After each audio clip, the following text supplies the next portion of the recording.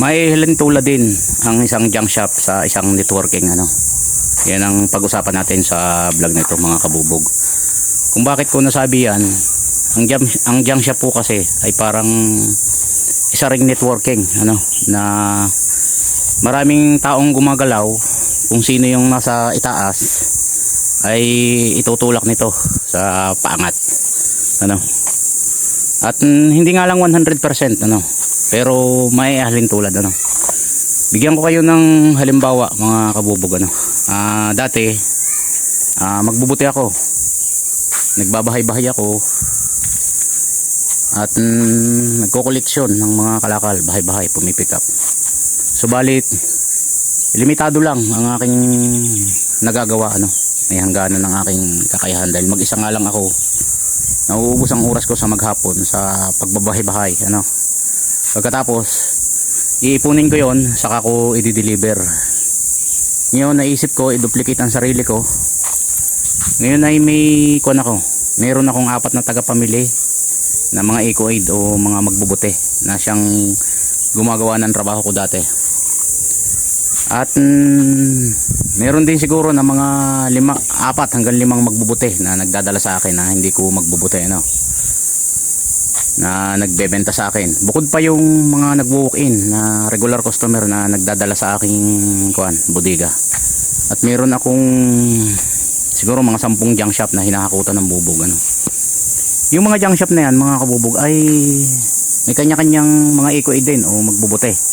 May kanya-kanyang regular customer din ang nagdadala Sila nagpapahakot sa akin minsan isang linggo, minsan kada 2 linggo. Yung iba naman minsan buwanan. Ibig sabihin nasa ibabaw nila ako. Tinutulak nila ako pangat sapagkat yung ginagawa nila hindi na ako ang gagawa. Yung dating ginagawa ko sila nang gumagawa para sa akin. Wala akong ginawa kundi pumick up, mag-deliver.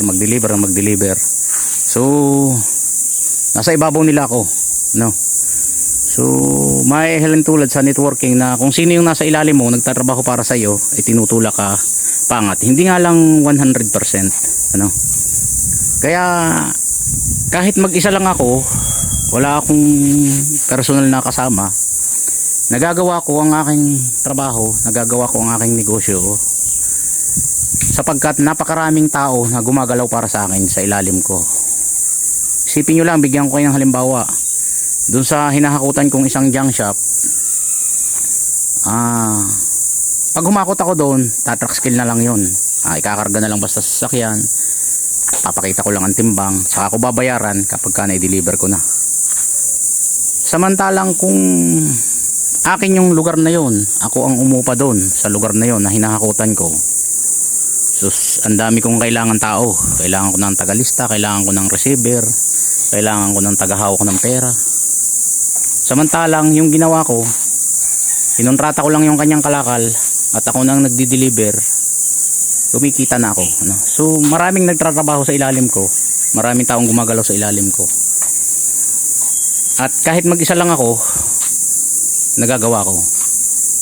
So yun ang sistema ng networking mga kabubog pagpaparami ng sarili sa pamamagitan ng ibang tao.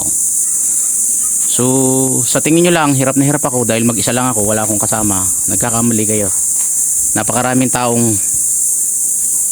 nagtutulak sa akin paangat napakaraming taong gumagawa para sa akin So siguro magaling lang din ako mag-isip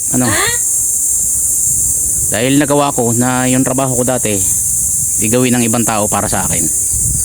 So yun lang may share ko sa inyo mga kabubog tungkol dun sa junk shop, may halintulad sa isang networking. So maraming salamat sa panonood. Follow sa Kabubog Junk Shop Vlog, follow sa subscribe sa Kabubog Vlog sa YouTube.